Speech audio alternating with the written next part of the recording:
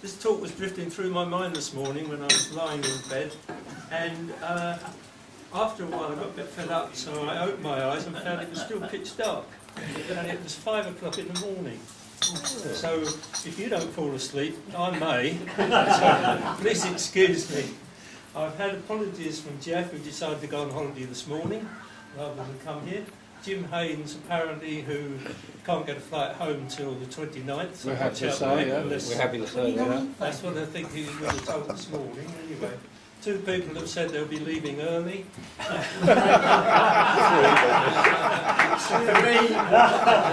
I should say this very quickly. I wanted to start right at the very beginning for reasons which will become more apparent later. But I was born in Hornchurch in 1936, which makes me 74, so you can try and work it out. I lived in a small terraced house in Ardley Green. I had 3 brothers and 3 sisters. And my father worked on the railway for the LNEA as a signalman and later became station master at Seven Kings. My 3 sisters and my brother were evacuated to Australia, as some of you know, because my brother has given a talk here about the evacuation. So they were away in Australia for 6 years. My eldest brother wasn't able to go. He went into the RAF and was a navigator in Coastal Command, and I was too young to go. Otherwise I would have probably gone to Australia as well. So when they came back in 46, we were reunited in this little terraced house. My brother got married and lived in the box room.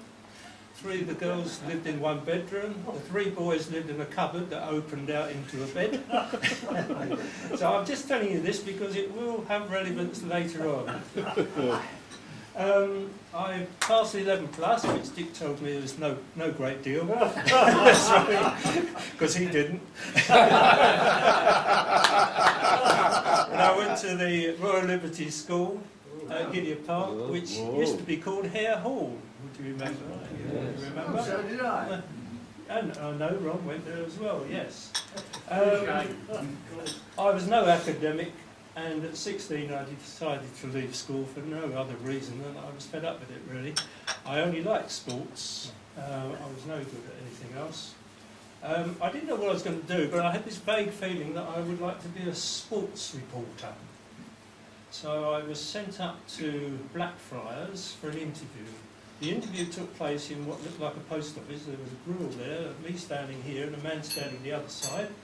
I gave him my name and address, and he said, "What would you like to do?" And I said, "I thought I'd like to be a sports reporter." "Ah, well, we have nothing available at the moment, but if something comes up, I'll let you know." I said, "Well, I'm a bit worried, because if something does come up now, and I haven't given up hope, I don't think I'll be able to take it at 74, so I think I've had that. My father threatened to get me a job on the railway after 6 weeks away from school, no job. So I went for another interview in London, and they sent me to a stock jobbers called Pryor and Williams. They had a small office, not much bigger than this room, with a staff of about 20, in Draper's Gardens, which is just off Throgmorton Avenue. And they were stock jobbers, and so anybody who doesn't know the difference between a stockbroker and a stock jobber, the jobbers were the market makers in those days. A broker could only buy and sell stocks through a jobber. Okay?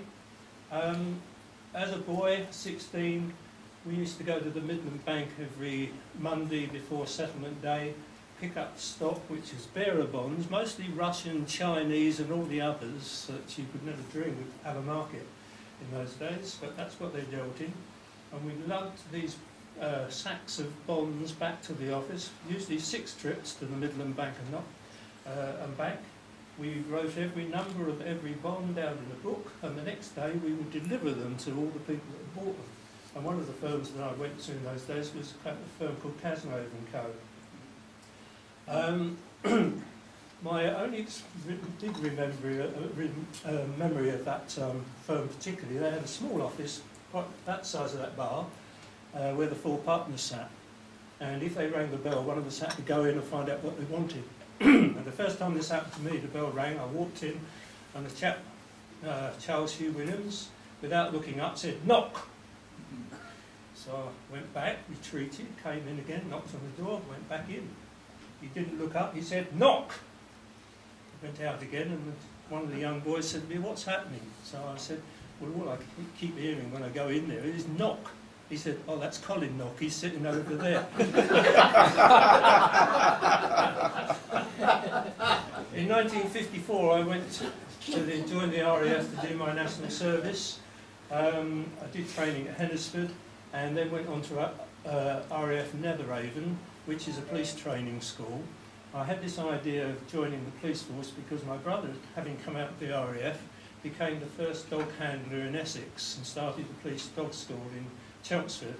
And I had this vague feeling that I could, if not be in the Royal Tournament with my police dog, I could at least join Essex Police afterwards. Unfortunately, there were 9 of us that wanted dogs and only 4 dogs.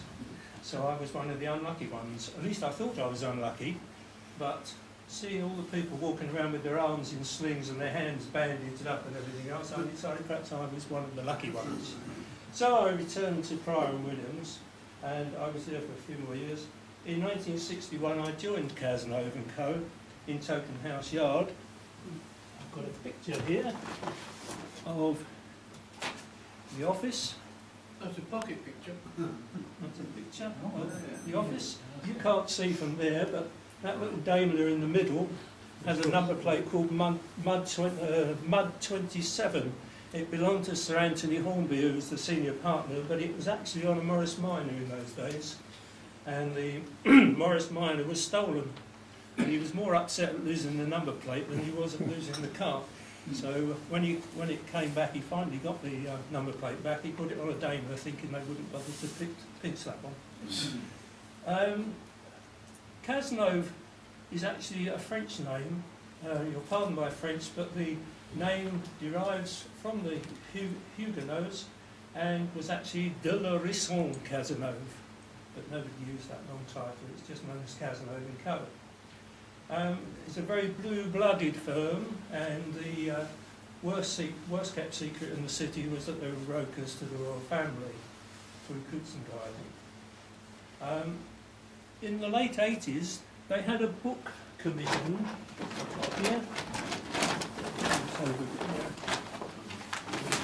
They decided that they would celebrate their 200th centenary with a history book of Cazenove & Co. Unfortunately, the researchers discovered that they won't be 200 years old until 2023. So the partners decided that they'd probably all be dead by then, so they had it published anyway in 1991. They were also quite close to a family called Hendersons, and I have a book on the Henderson family. The Henderson administration was a group of unit trusts, and this was the life of the first Lord Farringdon. I'll tell you more about the third Lord Farringdon in a moment. Cazenoves were mainly institutional brokers. They dealt with companies and various institutions, pension funds and the like, particularly in new issue business.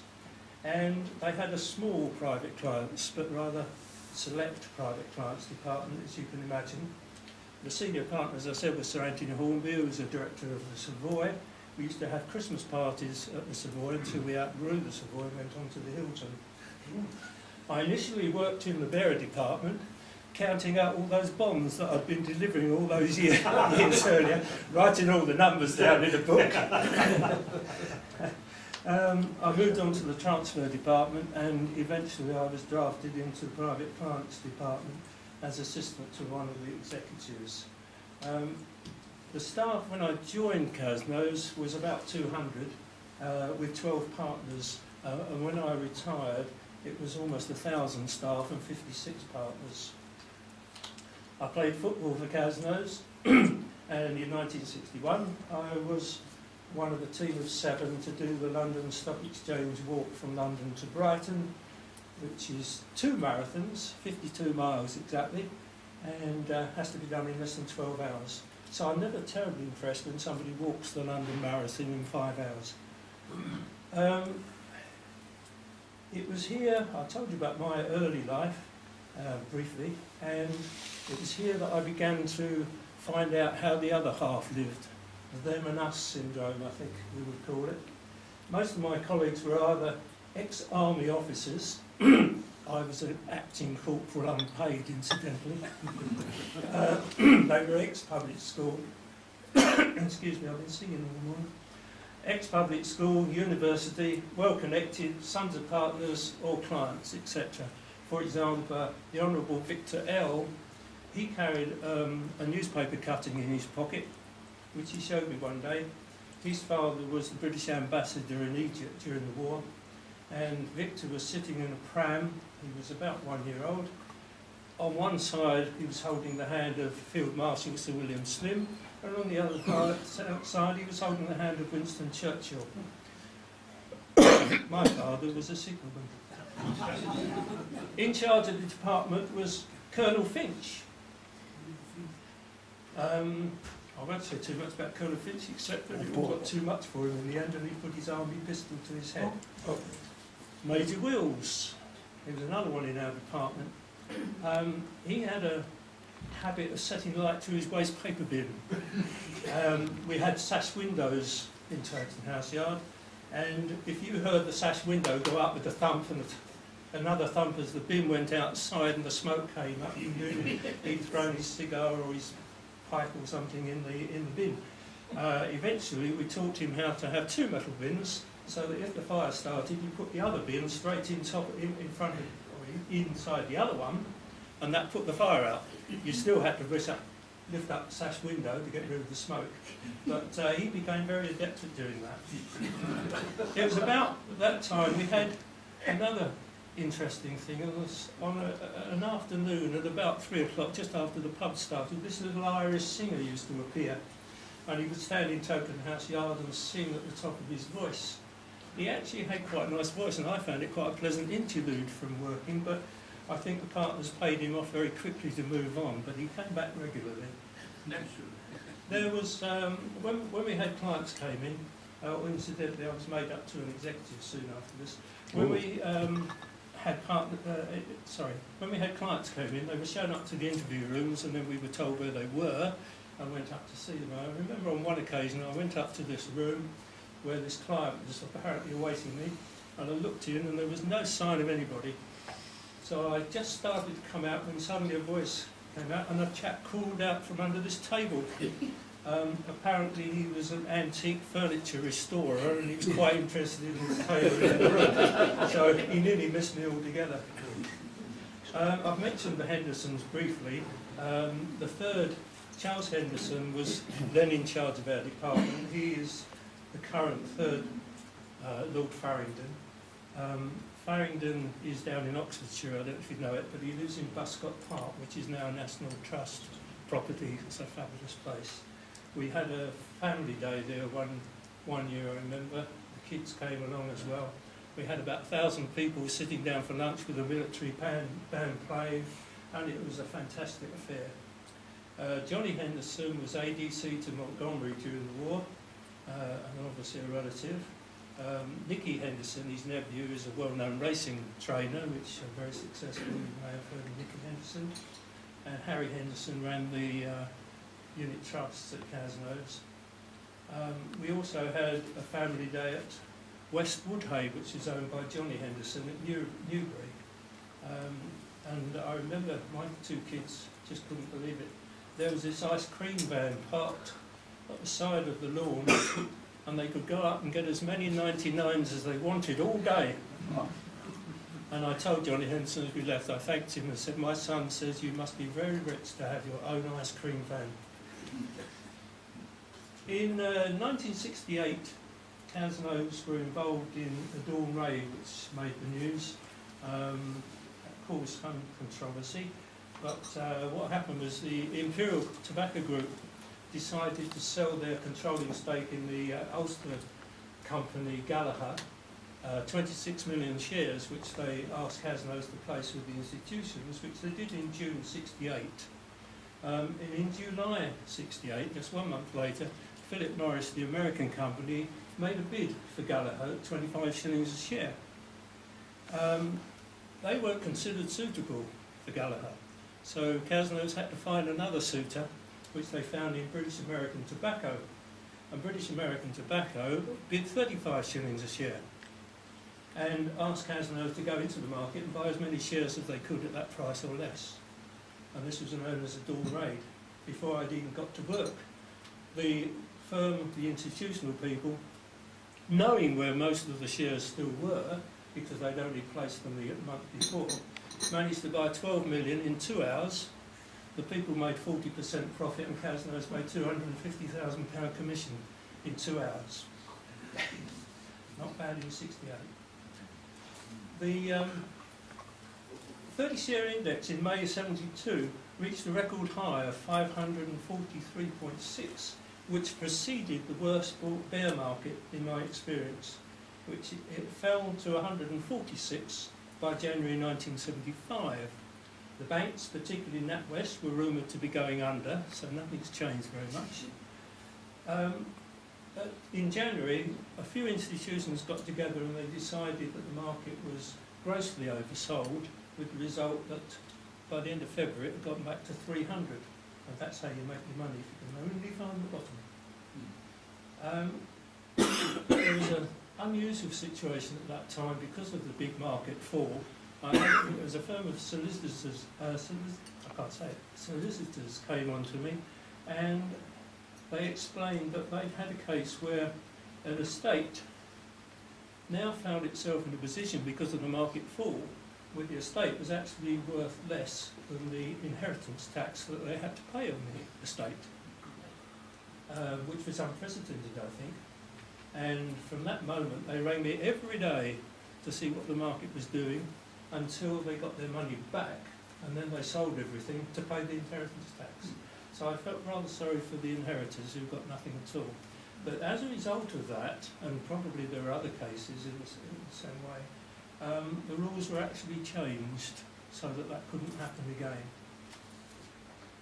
In 1971, Cazenoves were very involved in the North Sea exploration, which was just really starting up. They'd written a big book on the subject in the late 60s, and they had a partnership with a company called Ranger Oil, a Canadian exploration company, and Jack Pierce, the president, was very, very keen on North Sea.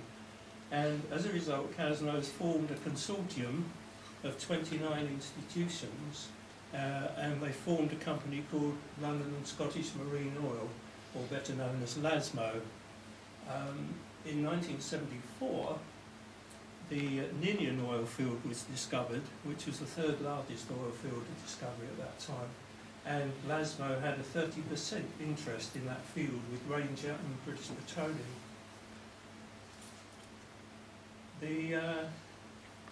Probably the most peculiar request I ever had was from a Midland bank in Havant, I think it was. I did some dealings with these people, and this woman, whose name was Reeks, and her initials, believe it or not, is absolutely true, her initials were B.O. Now, how anybody could ever name their daughter or give her the initials of B.O. with the name of Reeks, I don't know, but that was absolutely true. Anyway, she used to ring up quite often with bargains to buy, sell, whatever, but this strange request, apparently she had this woman client who had a very large capital gain, and she had this idea that if I could find her a company which would plummet and lose her money, she could offset the capital gain. And I tried to explain that this was probably not a very good idea. We worked on the basis that 60% of something was better than 100% of nothing. But I did say that with my luck, if I found or looked for a company that was going to lose money very, very quickly, it would probably go upwards. I'd probably be even worse off. But that was a very, very strange one. So we come to 1986 and Big Bang, which I'm sure you've all heard of. A lot of the stockbrokers were bought out by the banks, and Cazenoves had many offers, but they decided to retain their independence, which actually served them very well for 10 years or so. As a result, all the privatisations, BT, British Gas, electricity, water, were all handled by Cazenoves, with one or two other brokers, I hasten to add. I went to all the opening sort of bandits about accounts. About privatisations, water was one interesting one. Most people thought that Northumberland Water, being the smallest and the most attractive, was the one to go for. And so they piled into Northumberland Water. The least attractive, I think, was South Western. The result was that they piled all the money in. All those that applied for Northumberland got 200 shares, and all the rest of their money came back. And South West Water, you got as many as you liked. So you actually made far more money out of South West Water than you would have done out of Northumberland, but you'd had to borrow a lot of money to go into it in the first place, which is again unusual. In 1994, John Camp Welsh, who was a senior partner at that time, jointly with Anthony Forbes, they retired, and they had this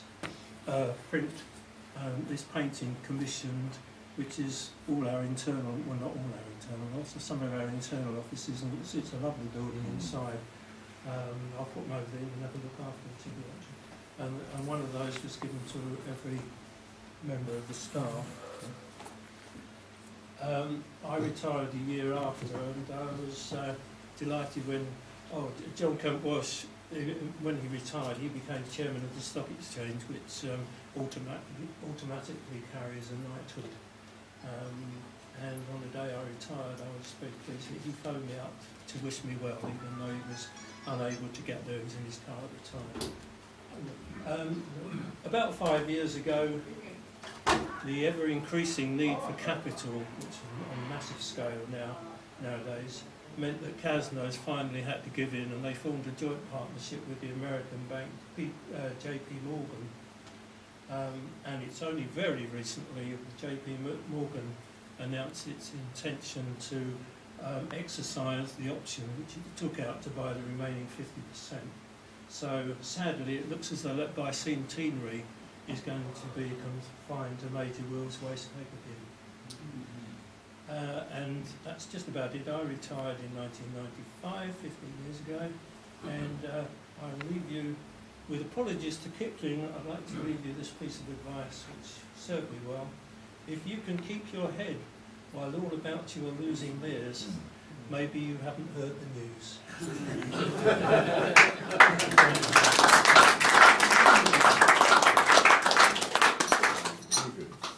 I don't know if there's any questions about Speaker Eye. Anybody would like to say anything more? Yes, any tips? No tips. I was just going to mention one other thing. I've forgotten this. I don't know if you read. If you read this month, say Rotary Today. There's an article in here about Rotary clubs helping out at charity garden shows, and you know about Little Bentley because that's been mentioned here before. Well, Little Bentley is owned by Christopher Palmer Tompkinson, who's one of our partners. And I see it mentioned in here now that they're doing a similar thing at Westwood Hay, which I mentioned earlier was owned by Johnny Henderson. They're raising massive sums, partly for Rotary, but mainly for charities in the locality. But there's an interesting article in there. That's this month's. Thank you. Right. If there are no questions of our speaker. Only an observation. Observation, yes, please. The singer you used to have, Ray, Sorry? The singer you used to say, the Irish chap, I wouldn't know he was Irish, but we used to have him outside Lloyd's during the day, and one stage there, 3 of the hefty waiters just picked him up bodily and moved him down into Mary Axe. So we used to get him just the same as you, we suffered. Well, it did occur to me that if times got hard, I might even try it myself. Well, thank you very much indeed. Well, as is customary on these occasions, I would offer the club's appreciation for your talk. I always find these talks fascinating, but some of the experiences you had, obviously, I don't know if I lacked it. Do you always have a lot of enthusiasm for your work? I don't know. No. The feeling came across from you. No. I have to say that I told you my original background just to show you the difference between where I started and where I finished, but I honestly can't say that I was always that comfortable in those last few years. Well, fine. Anyway, it was fascinating, and thank you for giving us an insight into that side of life. Certainly some we're not familiar with, and I'm sure we'd all like to say, I very appreciate you. Yeah.